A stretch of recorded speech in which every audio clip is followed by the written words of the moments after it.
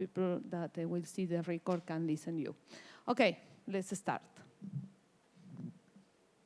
Hello, everybody. Good morning. Good morning. Okay, so today we are going to go through what we know about dark matter. And of course, what we know about dark matter defines the problem.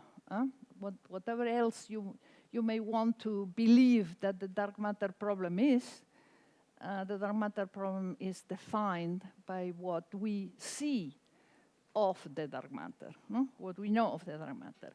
And as I said, at the end of this section of my lectures, the properties that we know of the dark matter will just occupy one page, and this is not, one page. So here we have, what we saw is, obviously we saw already two of these points. It has attractive gravitational interactions. We are assuming that it responds to gravity exactly in the same way as visible matter does.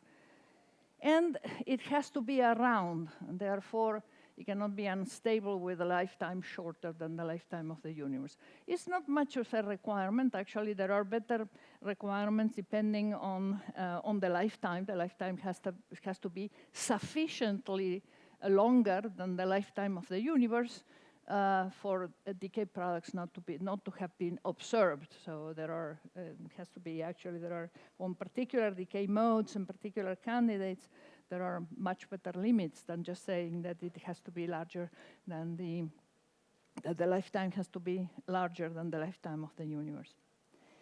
The second property is that there is always this nagging thought that maybe it is, all this issue is modified gravitational laws and just the visible matter that we have. But this is a general idea that will never die. The only thing is that we don't test ideas. We test particular models, and the particular models have had all problems so far. So we have to see, and they're very complicated, actually. And the third problem is the following. Dark matter is not observed to interact with light, but could have very small electromagnetic couplings, not entirely zero. So it could be that it is neutral, but it has some dipoles, electric dipole, magnetic dipole couplings, or anapole coupling, anapole moment, or that it has a very small electric charge. And in this case, this is called, for historical reasons, milli-charge, although milli means 10 to the minus 3, and as you will see, the charge has to be much smaller than the factors that one talks about are much smaller, you will see. And if it is charged, then the universe has to be neutral, even with respect to these dark particles, and therefore you start thinking of more than one candidate already. Because there will be one electron-like, one proton-like, in such a way that actually you have neutrality, electromagnetic neutrality. How do you do that? So about moments. Many people don't know about what is the anapole moment. And the anapole moment is a sort of newcomer with respect to electromagnetism.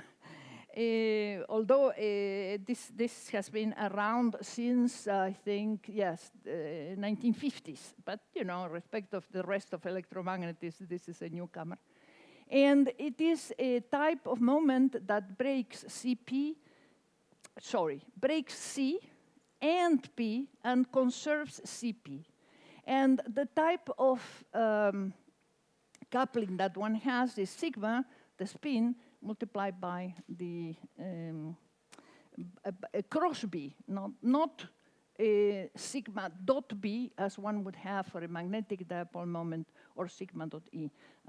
So it's a different type of moment. All three have been explored, actually, all these. Milli-charge dark matter. The usual implementation of this idea is through a very small admixture of a dark photon with a normal photon.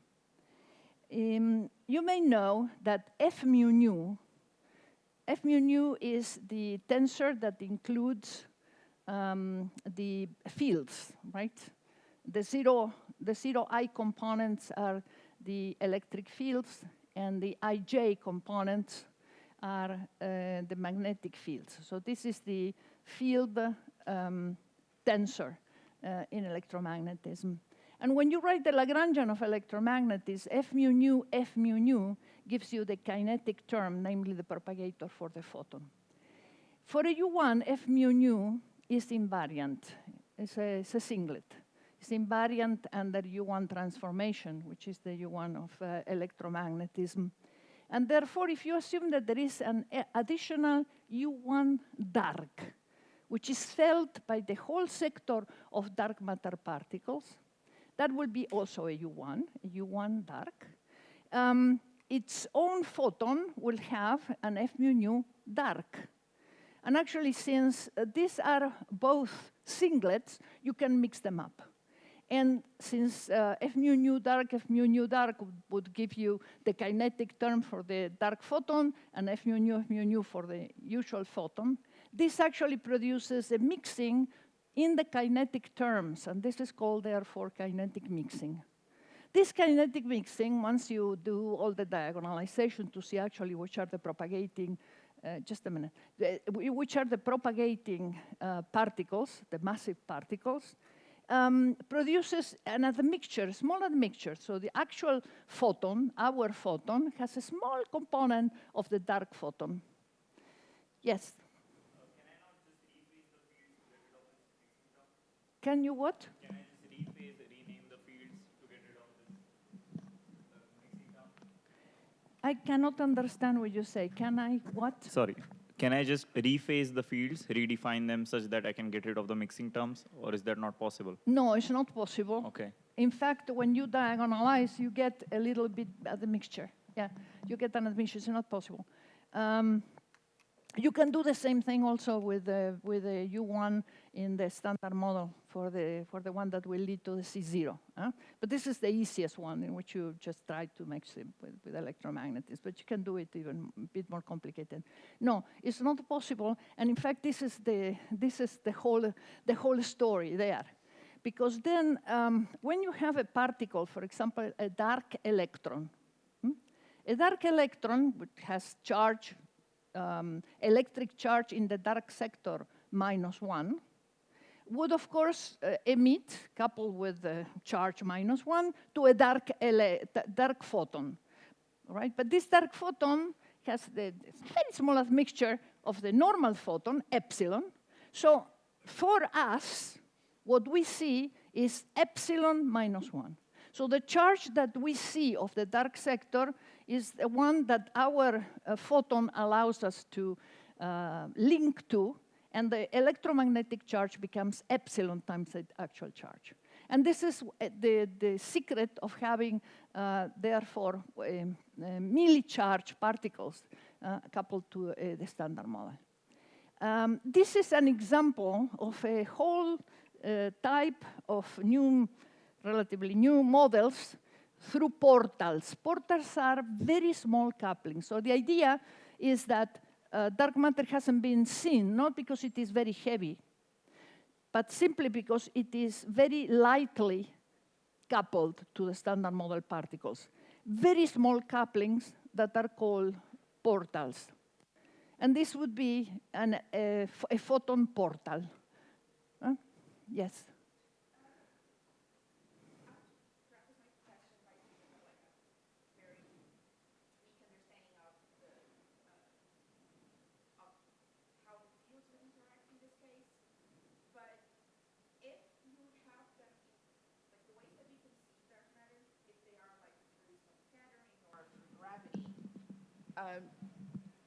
How would we be able to look at like all of these interactions between dark matter? Like what kind of experiment could we think about to find these specific models?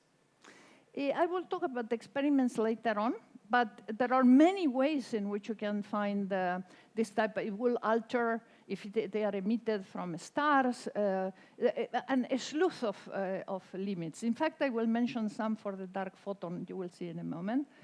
But the way in which I organize is first I will talk about candidates and how to produce them, and then my second, that will start tomorrow, we are going to talk about experiments and different ways of looking for things, right? Yeah. But there are an enormous amount of ways in which people have been trying to find dark matter candidates in astrophysical settings, cosmological settings, and laboratory settings, and so on and so forth. So, enormous amount. Okay, so this necessarily leads to a dark sector at this point, because then if you have an electron, you will have to have a proton to have neutrality. Still, we want electromagnetic neutrality. And so you now have what is called atomic dark matter, because if you have something akin to a dark electron and a dark proton, you will have dark atoms. Possibly dark hydrogen, and then these dark atoms may scatter elastically or inelastically, depending on the choice of parameters, etc. The dark or hidden photon, this is the way in which it is called, dark photon, hidden photon are exactly the same thing, the same object. Themselves could be dark matter. This would be a light dark matter, and sorry. Yes, this is a collection. Here you can see a few of the ways in which these things are searched for. Sorry, what is, I don't remember her name. Yeah, hello. These are some of the models on this type of couplings of the photons. And you can see the plethora of different type of models. These are different sorts of models, but I don't want to enter in all of them. But in any case, here below, it says dark photon, dark matter. Below this double line, dark photon could be the dark matter. This chi here is the kinetic mixing. Usually, people call it epsilon. Here, they call it chi. But it's exactly the same object. Huh? It's the same coupling constant.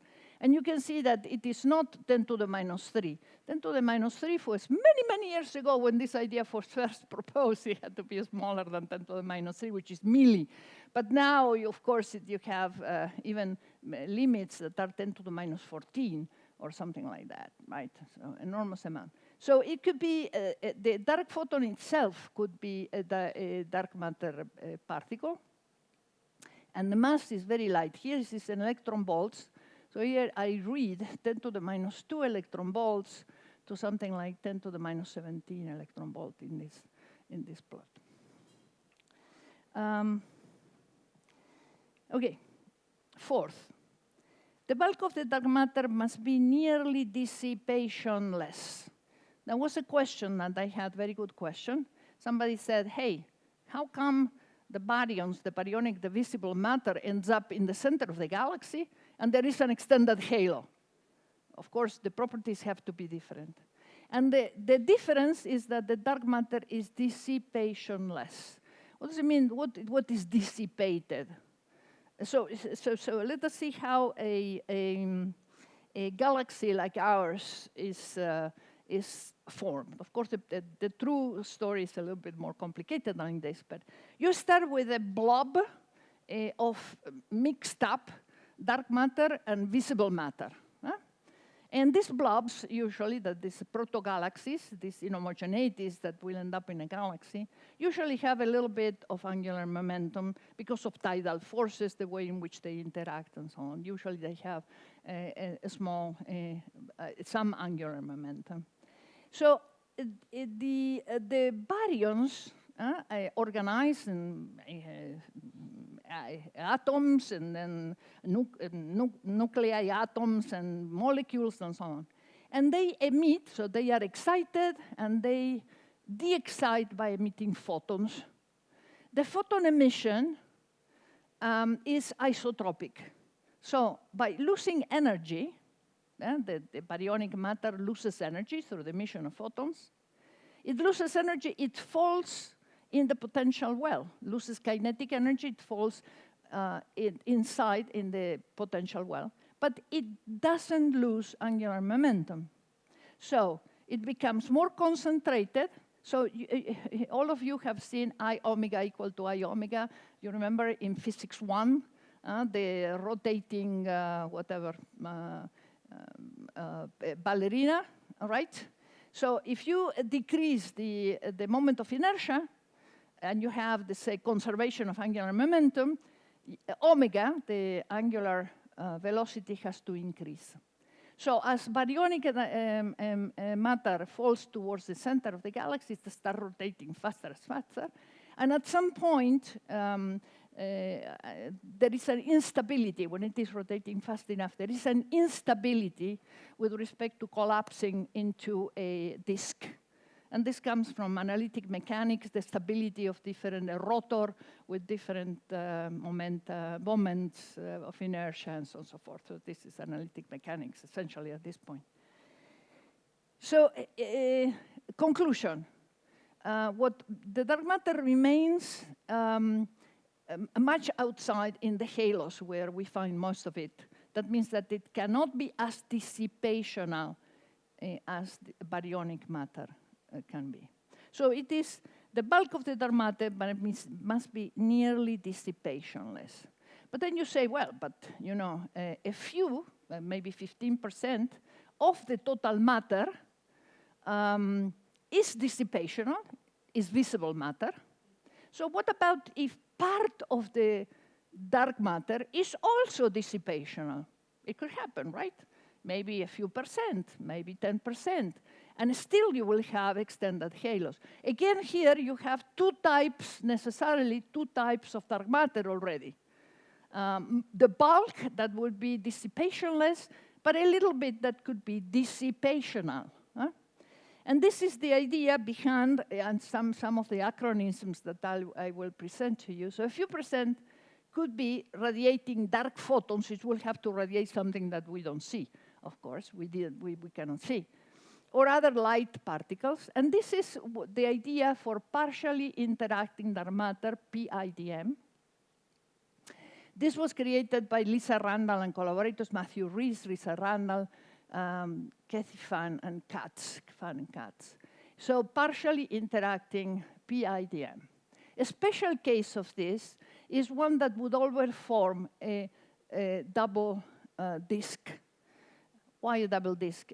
The disk that is formed of visible matter and one that will form with this dissipational dark matter. So it dissipates enough that it will behave like baryons. This is a special case. It could dissipate much less. So this is the special case of double disk dark matter, DDDM. So a dark disk was shown to arise in some cold dark matter simulations of structure formation without any, just collisionless cold dark matter. Professor, sorry. I have a question. Yes. These dark photons, we know that they can act as vector portal, mediating the standard model and the dark sector. These ones are the same that you are telling that they dissipate? Yes, they could be the same, exactly. Okay. They would have to have a very small coupling enough, if not mixing. Epsilon can be much smaller, and nothing prevents epsilon from being 10 to the minus 20. It will be undetectable. So this is within the limits that you can see, yes. But it could be organized as a U1 dark or other type of light dark matter that we do not see. But you see that now, with all of this, I'm already assuming that there is a dark sector, not only dark matter. There are several types of dark matter, and then the dark matter, the other particles that are lighter, in which the particles dissipate energy, and so on and so forth. These are complicated dark sectors. So what I would like to say is that a dark disk was shown to arise in some simulations with normal cold dark matter. But this is due to the fact that actually the story of the formation of galaxies is a bit more complicated than the one I just said, because there are mergers. So if a merging galaxy like the Large Magellanic Cloud that is now being merged with us comes in the right way and so on, it could actually be destroyed, tidally destroyed, forming a dark disk. But this would be a case in which a dark disk could appear in very few galaxies. Instead, if you would have something like double disk dark matter, having a dark disk besides a visible disk would be a pervasive feature of all galaxies, because it will be a property of the dark matter itself. So it's very different. Now, even Lisa Randall and Matthew Rees have a very entertaining paper in which they said that actually this could have killed the dinosaurs. And actually, I have heard even Lisa Randall giving interviews. And there is even a popular book, I think, that's about the killing, massive killings. This is a little funny, but in any case, what they say is that if the dark disk would be inclined with respect to the disk, it would be very difficult to have it inclined, actually. Then the solar system would pass through that dark disk and gravitate from time to time, and they computed actually the times, and the times coincide about with the period of massive extinctions on Earth. How massive extinction could happen with dark matter, not directly, but dark matter could disrupt, some of the asteroid belts, and the asteroids come towards the Earth and bombard the Earth and whatever else. In any case, Gaia, which is a very a recent and extremely good survey of all the stars in the galaxy, essentially, has examined our solar neighborhood and placed stringent upper limits on a potential dark disk. Actually, it's consistent with having no dark disk at all. So don't get very excited about killing the dinosaurs in that manner. But I guess it's an entertaining idea. Okay, fifth property. Dark matter has been mostly assumed to be collisionless. And I mean self-interacting, collisionless. And this is what people assumed, right? Practically WIMPs and so on are collisionless usually. However, the upper limit on dark matter self-interactions is huge. So this is the limit that comes from the bullet cluster. In the bullet cluster, I show you that actually there was dark matter that passed through. That means that you have the mean-free path has to be at least as long as the one that you see. And from the mean-free path, here is the explanation, right? So here you see where a limit on self-interaction cross-section divided by the mass comes from. So you have the mean-free path is 1 over the number density multiplied by the self-interaction of a dark matter particle.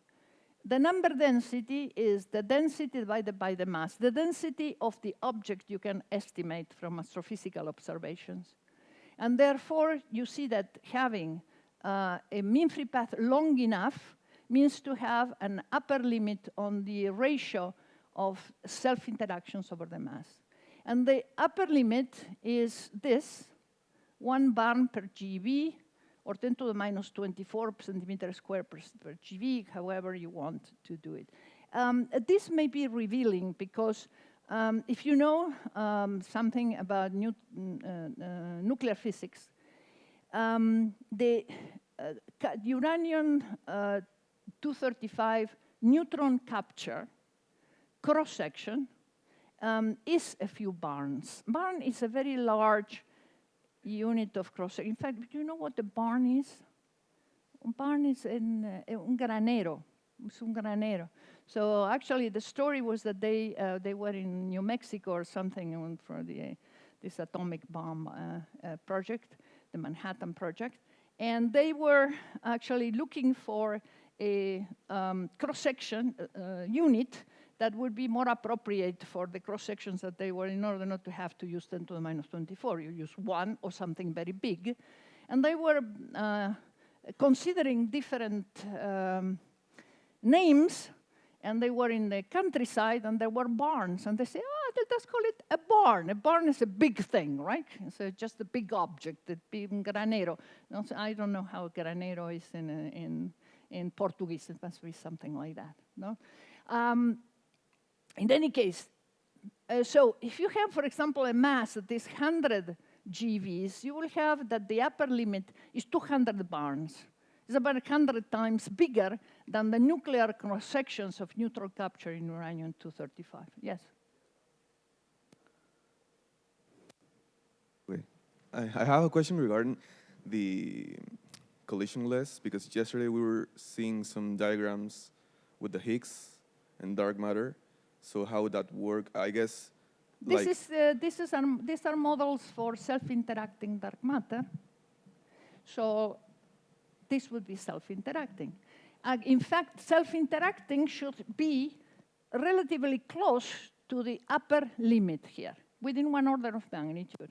Because otherwise, if you go 1 order of magnitude down with respect to the upper limit, you don't get actually effects. So these are models for self-interacting dark matter, in fact. So this is the required self-interacting dark matter, SIDM. It's just below this limit, otherwise it's the same as collisionless. Now, here you have some limits, some interesting limits. One of the things that self-interacting dark matter was proposed for in the year 2000, 24 years ago already, Spergel and Steinhardt, they wanted to explain the possible formation of a core profile. A core is a flat density region, central region in dwarf galaxies. This is what they wanted to produce. And this is what self-interacting dark matter was created to produce. So here it is, they said that this was a cross-section whose mean free path would correspond to 1 megaparsec. Now, as you can see, these are limits. This is coming from the core of dwarf galaxies. In order to affect the creation, or in order to be effective in dwarf galaxies, you need a cross-section of self-interaction that would be larger than the upper limit that you can obtain from, for example, the bullet cluster. So how do you do this? Because if you hit this, if you say, well, the upper limit has to be here, then there can be no effect in dwarf galaxies. But you see, in dwarf galaxies, the virial velocity, remember, systems in equilibrium, the virial theorem tells you that the kinetic energy, characteristic kinetic energy, is equal to, except for a factor of 1/2, to the potential energy. So smaller objects have smaller velocities of the dark matter and everything in it. Everything virialized, everything equilibrated in it. And instead, in larger objects, the velocity is larger. So if you have a cross-section that depends on the inverse of the velocity, then you could have a larger cross-section here, a smaller cross-section there. And this is precisely what you get if you have a light mediator. Light mediator produces necessarily this type of cross-section. Is easy. This is easy to estimate, actually. We can do these estimations, if you want, in Thursday, in our discussion. It's very easy to do. This characteristic of a light, this is like Rutherford scattering. If you have Rutherford scattering, you have 1 over the kinetic energy square, right? And this is like that. It has a V4 in it. So this is the type of model that you get that would work for self-interacting dark matter. And one of the examples is the one that we saw yesterday, right? Okay, we saw yesterday. So this is a light mediator, a heavier particle. So here it is, for example, a typical one would be a mass of the This X is the dark matter, 15 GeVs, and then the mediator would be 15 MeV.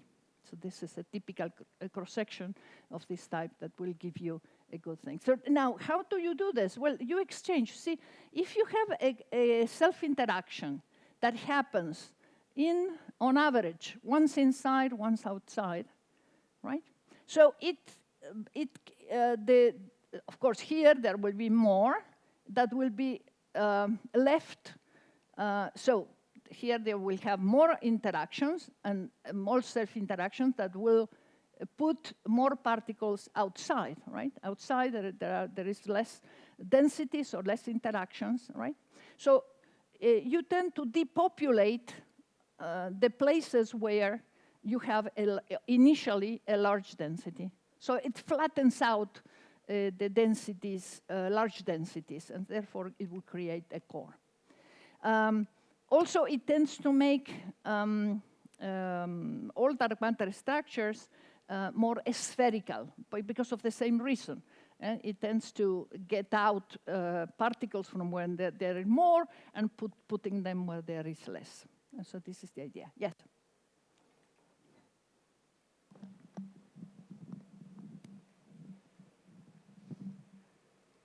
So would that form like a dark matter planet, like a structure of dark matter in the universe, if that was the case? No. It is just this. This would be the effect. The effect would be to produce cores of galaxies. It's not large enough, otherwise it will be rejected. So it is large enough, it has to be within the limits. It has to be large enough to have an effect, not large enough to be rejected, and so on and so forth. And it has to have a much smaller effect in larger structures than in smaller structures. And actually, there are simulations done with self-interacting dark matter, and a bit less than with collision-less dark matter. Yes? You can shout and I can repeat. It's easier.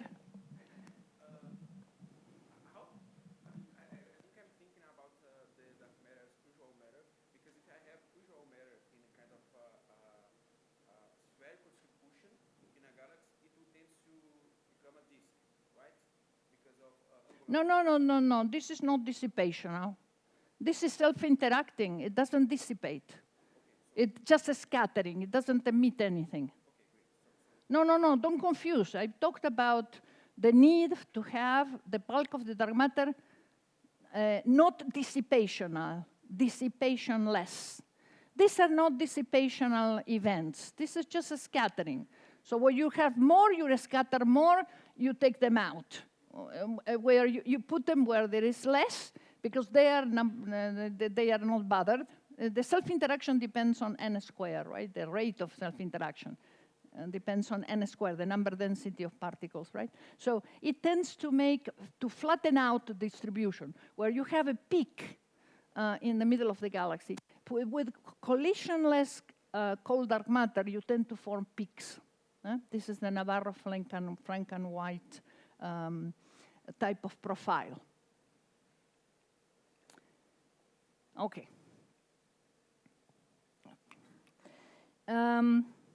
Another property, the mass of the major component of the dark matter, what is it? Well, it has only been constrained within some 70 orders of magnitude in 90 years. We are doing well. So here you have different type of dark matter. He put here in notice that this is all, you can continue with electron volts if you want, but beyond 10 to the 30, I put here in kilograms, right? So here is where you have a solar mass. This would be the asteroid range for primordial black holes. And here there are a few other candidates. The lighter one is a candidate that's called fuzzy dark matter. It's an existing candidate. Fuzzy dark matter is a boson with a de Broglie wavelength, which is 1 kiloparsec. Now, fuzzy dark matter has never been in thermal equilibrium. For particles in thermal equilibrium, the limit is much higher. it will be a fraction of, what is this, kV, 10 to the minus 6, yes. So it will be around the kV. So, and this comes from dark matter particles with rich thermal equilibrium. And, well, these numbers depend a little bit on the boson or fermion nature and the degrees of freedom, but essentially it is a kV, based on maximum possible phase space occupation number in galaxies. And the best limits come from dwarf spheroidals, which are small galaxies, right? And so it will be smaller for thermal dark matter, but fuzzy dark matter exists, and it is not thermally produced. Ultralight bosons, I'm going to talk about this towards the end of the lectures, and axions or axion-like particles occupy here, approximately, sterile neutrinos. Then light dark matter and WIMPs. We used to call these all WIMPs until there was a distinction made not long ago between WIMPs, which now, you know that the terms change with time. Many times the terms, the meaning of the terms change with time. WIMPs is now left for particles could be detected in direct detection through coherent interactions with nuclei. And instead, light dark matter would not, because it's light enough that actually the energy deposited in nuclear would be below threshold for most of the direct dark matter detection, and then you should use electrons, the scattering of electrons, and that has made the difference between light dark matter and WIMPs. Then here it is the Planck scale, where you have some candidates, and then essentially primordial black holes. Okay, the mass, you see the orders of magnitude go between primordial black holes here and fuzzy dark matter. This is where I took this range. Primordial black holes as dark matter, primordial black holes are black holes that are not the final stage of, yeah. Sorry, I'm bothering you again. How do you put that bounds? I mean, in the upper and the lower limit? So how did I put what? The bounds in the mass. I mean, how do you know that is not lighter than that? These are typical ranges. These are typical ranges of, so you know, different dark matter particles have different properties. And these are typical ranges, right? Mm-hmm. So these are typical ranges. You mean, how do I know that fuzzy dark matter is here? Because it was proposed to have that mass. Mm-hmm. It was just proposed to be that. Okay. And to test. It will be a dark matter that is a wave-like dark matter. Mm-hmm. And it was proposed to be that light and see, can we get away with having a dark matter that is so light? Okay. Then ultralight bosons, we are going to see there are many limits, and this is a typical range. It could be higher, it could be smaller. Sterile neutrinos also could have higher or lower, but if it is in the kV, a few kV, it could be a warm dark matter, sort of thermal, but not thermal, but with a spectrum that is close to thermal, and so on and so forth. Okay. So these are typical. But I mean, in the second line, yeah. Upper limit on primordial black holes, I was going to show that now. Okay, but I mean, the red and the blue, I mean, yes, how do you know that is between these? This is this, fuzzy. Okay, but how do I know that it's not lighter? I put existing candidates. I put these candidates, fuzzy dark matter and primordial black holes. They are existing.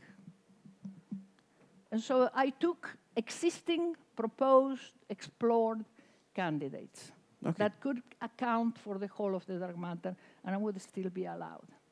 Yeah, that's...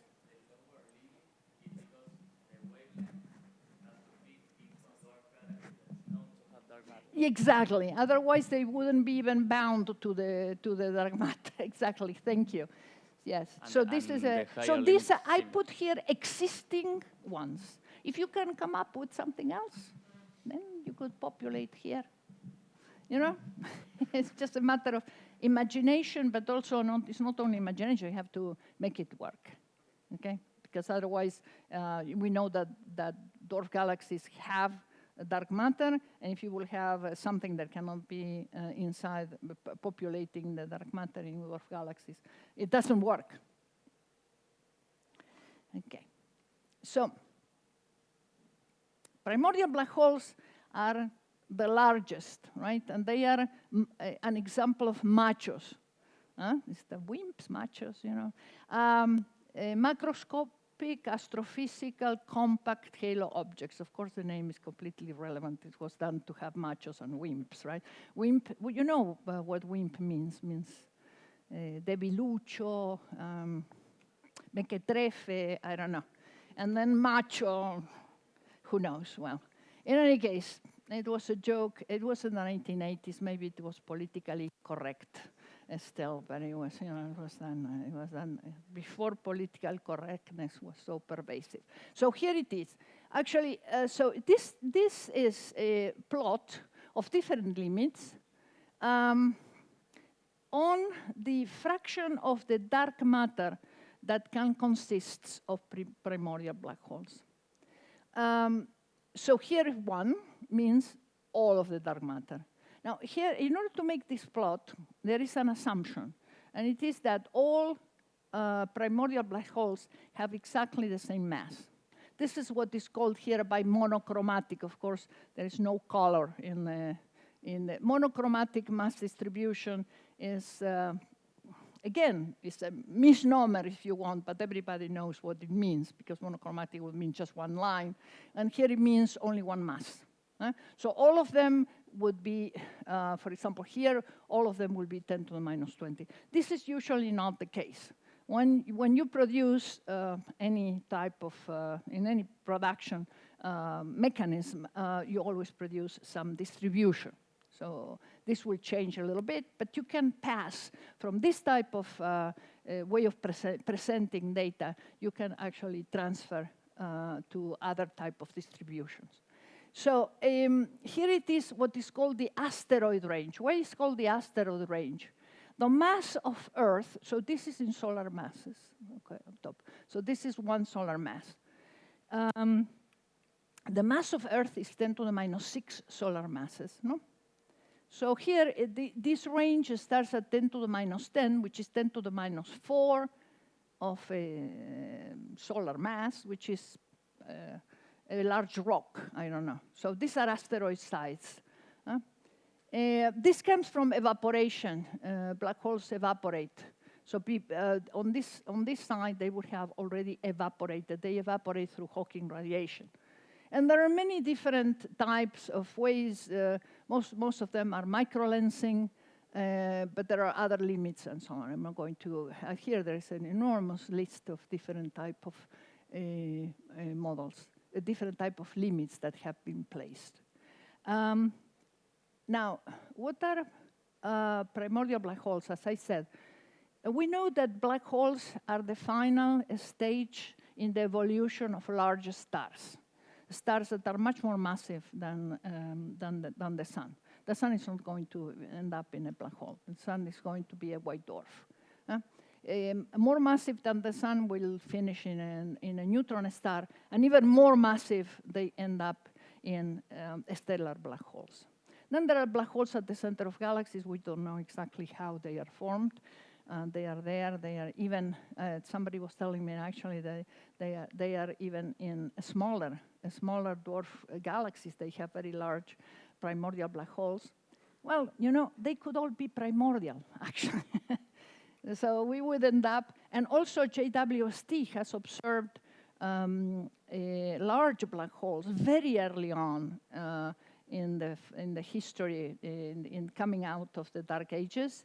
And so there is an issue on how to form them. And again, they could be primordial black holes. We will have no problem in producing all of these things with primordial. What are primordial? Well, primordial are formed in other ways, which are not astrophysical. They are in, for example, there are many, many different ways. There could be density perturbations in the early universe. For example, in this type of very simple potential that I show you for inflation, there could be wiggles that will produce at some particular scales, will produce larger inhomogeneities As soon as they are encompassed by the horizon, boop, they collapse into a black hole, for example. This is one of the ways in which black holes could be formed, and they could be formed essentially with any sizes. Bubble collisions in early universe, first-order phase transitions, collapse of cosmic strings, scalar field dynamics that produces actually collapse of dark matter and so on into a dark sector into black holes. Long-range interactions, collapse of domain walls, collapse of vacuum bubbles in multi-field inflationary scenarios. There are many, many more. It has been a cottage industry of forming primordial black holes of all sorts. Yes.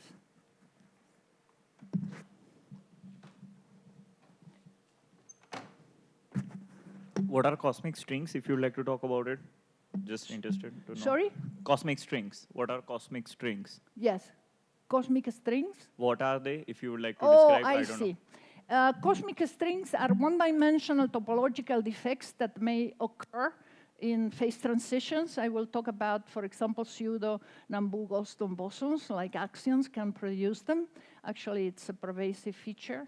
If you produce, if you break, if you do a spontaneous breaking of a U1 symmetry, global U1 symmetry after inflation, you will have that. I hope I will talk about this towards the end for precisely the phenomenology of axions and axion-like particles. Perfect, thank you. And walls are two-dimensional defects, topological defects that I form also through a spontaneous breaking of discrete symmetries in this case. Okay. All right. So here we go for our list, 70 orders of magnitude. The bulk of the dark matter is cold or warm and cannot be hot. Many people say, oh, well, cold. Cold is non-relativistic. Warm is so-so, and hot is relativistic, and leave it like that. That doesn't have any meaning, because the energy of the particles is changing all the time. Even particles that do not interact, the energy decreases all the time because they are redshifting, right? The energy decreases. So you have to say, when were they? When we define cold dark matter as cold, or warm dark matter as becoming non-relativistic, namely non-relativistic, becoming non-relativistic, or relativistic. And this is at the moment in which structures that have the size of the core of dwarf galaxies, that we know the cores of dwarf galaxies exist, the cores of dwarf galaxies are first encompassed by the horizon. They don't start immediately growing, necessarily, but they stay there. They cannot be erased. And those are the first structures. These structures have to be there. And so cold dark matter, and this happens when the temperature of the universe is about a keV. So in homogeneities that are first encompassed by the horizon, when the temperature of the universe is 1 keV, have to persist. And that means that at that point, dark matter cannot be relativistic, because relativistic particles move as C. So essentially, when CT is of the order of the inhomogeneity, it's encompassed by the horizon. So imagine you have a lamp of dark matter. But this dark matter is relativistic, so it's moving with C. So when you, twice the time, okay, they have moved out twice the radius that they had initially. Three times the radius. So that means it escapes, it free streams. It's free streaming. So free streaming erases inhomogeneities. So what people have seen is that, first of all, to be organized, the structures cannot form in baryons initially. Why? Because they are bothered by these oscillations. Baryons can only fall form potential wells, fall into potential wells, once there is no, they are not bothered by photon pressure. And this is only after recombination, which, if you remember, is a misnomer. It's the first combination. It's the first time that atoms became stable. And so you see the collapse, gravitational collapse of an inhomogeneity in an expanding universe, in a setting like this, non-expanding, the collapse is exponential. But in a setting in which the universe is expanding, it becomes just proportional to the scale factor. So delta rho over rho, due to collapse, delta rho over rho in matter, delta rho over rho, remember what it is. It's the density of an inhomogeneity minus the average density divided by the average density. And this grows because of gravitational collapse.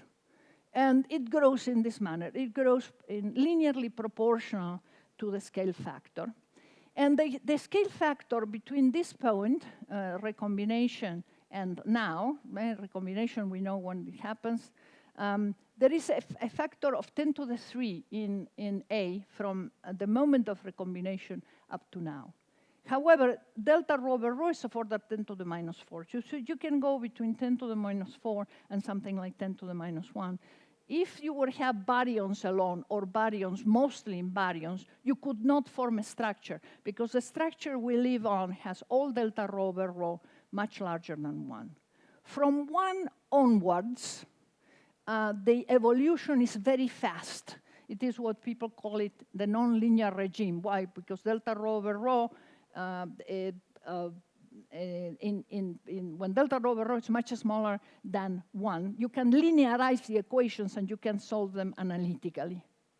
Once delta rho over rho is of order 1 or larger, you have to do these very complicated n-body simulations, because there is no way of solving anything analytically, really. And so now the density contrast, delta rho over rho, of our galaxy is about 10 to the 5. Some are 10 to the 7, or so on and so forth. But you need to get, in order to have the formation of a structure and so on, you need to get to 1. And after 1, things happen very fast. And so you need to start forming a structure in dark matter. And so it is absolutely essential that the structures in dark matter persist. Now, in the 1980s, when people started making simulations, they saw, really, that with hot dark matter, all smaller inhomogeneities that would be, the ones that I just mentioned, hot dark matter, relativistic at the moment at a temperature of 1 keV, would lead first to the formation of very large structures. The ones that survive would be the first when they became non-relativistic, which of course would be much larger, will be much later. So those would form first, and then the smaller structures would have to have formed through fragmentation of the larger structures. And that cannot happen. There is not enough time. There is not enough time through fragmentation of larger structures to form the universe that we see, the structure that we see. So with warm dark matter or cold dark matter, you go from smaller structures to bigger structures. The smaller structures are encompassed and incorporated into larger ones. There are mergers and so on. This is the type of history of structure formation that needs to happen. The difference between warm and cold is that with warm dark matter, there would be no original, initial dark matter structures that are smaller than something like 10 to the minus 9. And, sorry, 10 to the 9. 10 to the 9 solar masses or 10 to the 8 solar masses. So here it is. With hot dark matter, there will be free streaming, and therefore there will be a cutoff, except for very large structures. This is K, Okay, K is smaller here. This means larger scales in physical scales, linear scales, and smaller scales. And so you would form structures, very large structures first. With cold dark matter, you would form even very small ones. With cold dark matter, the free streaming is not important because the particles move with a velocity v, which is much smaller than c. So they stream out a little bit, right, as time goes, but not much as to erase the inhomogeneities. So here it is. Both work well at the larger scales, larger than dwarf galaxies. The difference is at the smaller scales. With warm dark matter, only structures of dwarf galaxy core size and larger survive, but not the smaller ones. And with cold dark matter, structures even much smaller than galaxy size survives. And galaxies are formed bottom up. They mean by coalescence of smaller structures into larger ones. And some of the smaller structures remain in the larger ones if they are not tidally disrupted. And so we expect to have many dark matter mini halos within the larger galactic halos. This is what we expect. So here you have another way of portraying this. There will be, with hot dark matter, you will only produce very large, this is rejected here. The cat can be at this point or larger. Oh, wow. Well, that's okay. 3 minutes we have only, or larger, okay? So you have heard, probably, I will not go much in detail for this, besides I'm not an expert on that, but you have heard many, I guess, many potential problems that cold dark matter produces too many dark halos to account for the ones that have been seen around the Milky Way. That actually they produce too massive, here it is, and so on and so forth, and so you need warm dark matter. All these things were result of dark matter simulations, dark matter only simulations. Once you put the effect of baryonic dark matter, namely that there is hot gas, or that there can be early supernova explosions that actually move around the gas and expel not only gas, but also dark matter from the center of dwarf galaxies, nascent dwarf galaxies, and so on. All of these problems are resolved if you consider also baryons. So in reality, these are not crucial problems. Warm dark matter is equally viable as cold dark matter. And the problem is the cutoff. If there will be a cutoff here, it is 10 to the 9 solar masses, right? For thermal, namely particles that were in thermal equilibrium, here you have that 10 keV would be allowed, 10 keV is here.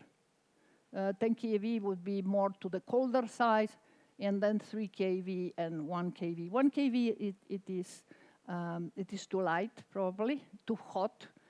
Warm dark matter, the cat is about there. And distinguishing between cold dark matter, warm dark matter, self-interacting dark matter, mixed dark matter models, and baryonic effects at subgalactic scales is where most of the structure formation simulations and observational efforts are directed at present.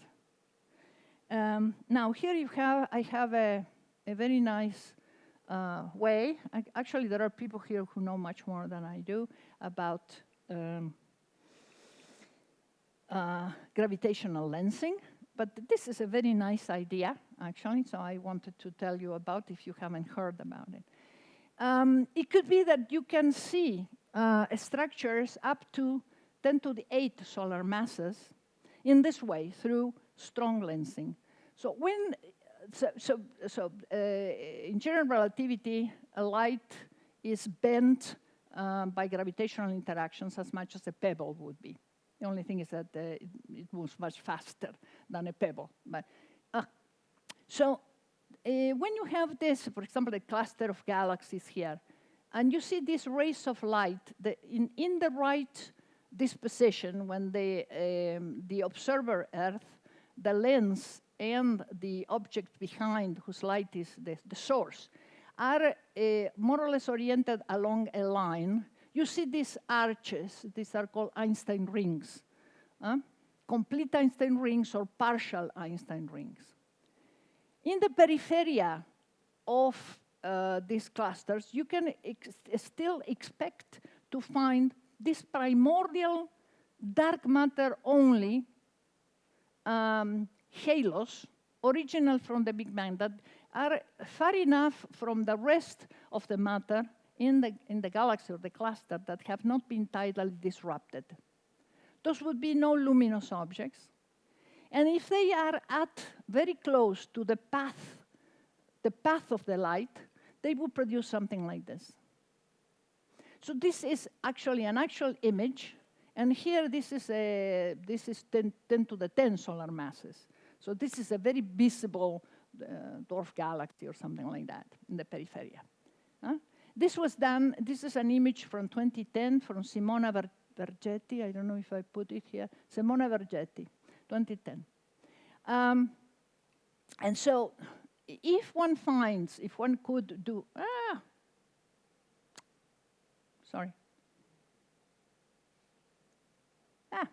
okay, if one could do this, and probably with a new, the very new large telescopes, that there will be many events, many strong lensing events, and one could see this, then if with one dark matter, we should find no 10 to the 8 solar masses objects.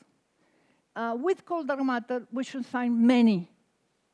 And then gravitational lensing will let us know in this way if dark matter is cold or warm, which would be fantastic. I think we are going to finish now and then continue tomorrow.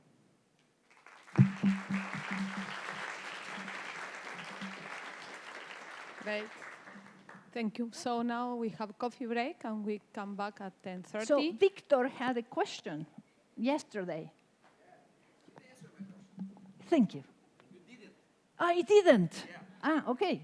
So go. Why don't you do their question? I can do that question in the afternoon. No, in the afternoon, no. This is not my afternoon. Okay. It is my morning, but it's not my afternoon. We have questions from 5 to 5:30 today. If I am here, because I have to prepare my lectures for tomorrow, so I think I will disappear today, because otherwise you will have no lecture tomorrow. Okay. Because I didn't prepare it, so I need some preparation. I'm really sorry, but I did this in such a way that now I more or less know how long it has to be. So I cannot prepare the whole thing beforehand. Yeah. Okay. My question was, and it still is,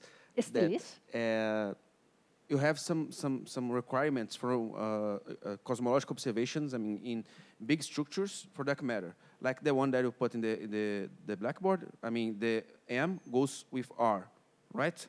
The mass must increase with the radius of the dark matter distribution.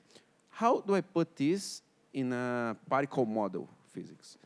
Now, this is an effect of gravity. And a little bit, as I mentioned, of self-interactions. That's it. So the only thing that you can see through a structure formation is what I just mentioned. Cold, warm, because there is a cutoff. Hot doesn't work. Self-interacting, but in the limits that I mentioned.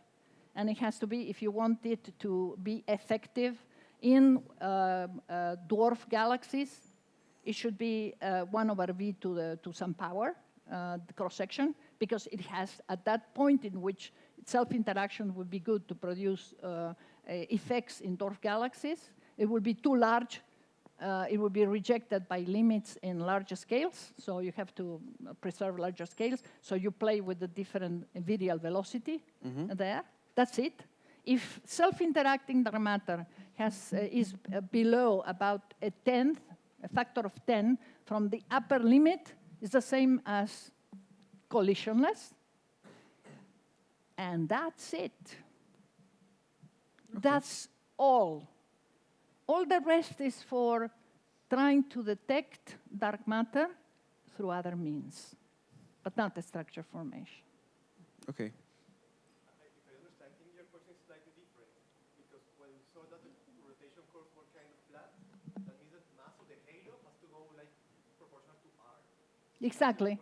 Yes. So that's what's giving us information about how the halo, the dark matter halo, scale could be like NFW or C. Yes, but it is all gravity. That's the point. It's due to gravity and maybe baryonic effects. Baryonic effects because baryons have an enormous amount of... So n-body simulations are good for cold dark matter alone, even including self-interaction. But then at the center of galaxies and so on, it becomes extremely complicated to really account for all the history of baryonic dark matter. Baryonic dark matter, you have to put hydrodynamics, you have to put nuclear physics, you have to put very detailed things. And these n-body simulations have a very hard time following smaller scales and including all this. So there are examples. So the state of the art is, if we do this, we can reproduce. Do we know that this is what happens? No. But it is a possibility. That's it. This is the... But all of this is gravity, right? To me, it's kind of strange yet, because, I mean, you have a big amount of matter in the core of the galaxy, okay? And I feel, of course I can feel wrong, as I always do, but in the center of the galaxy should have more mass, right? Yes. But the dark matter does not have more mass, yes. There is either a core, yeah, it's Navarro, Frank, and White. I show you, it produces a spike, right? Okay. In order to go linearly, you have to have a distribution, yes. But even in our galaxy, it is not well known. If you try to measure it independently of assumptions, essentially it could be the relative difference. It could be very cored, it could be less cored, it could be really peaked at the center. Even in our galaxy, we cannot measure that very well. So, and essentially all the structure formation is done for us by gravity. And of course, all dark matter has gravitational interactions like ours. That's assuming that. Okay. Thank you very much. Okay, coffee break.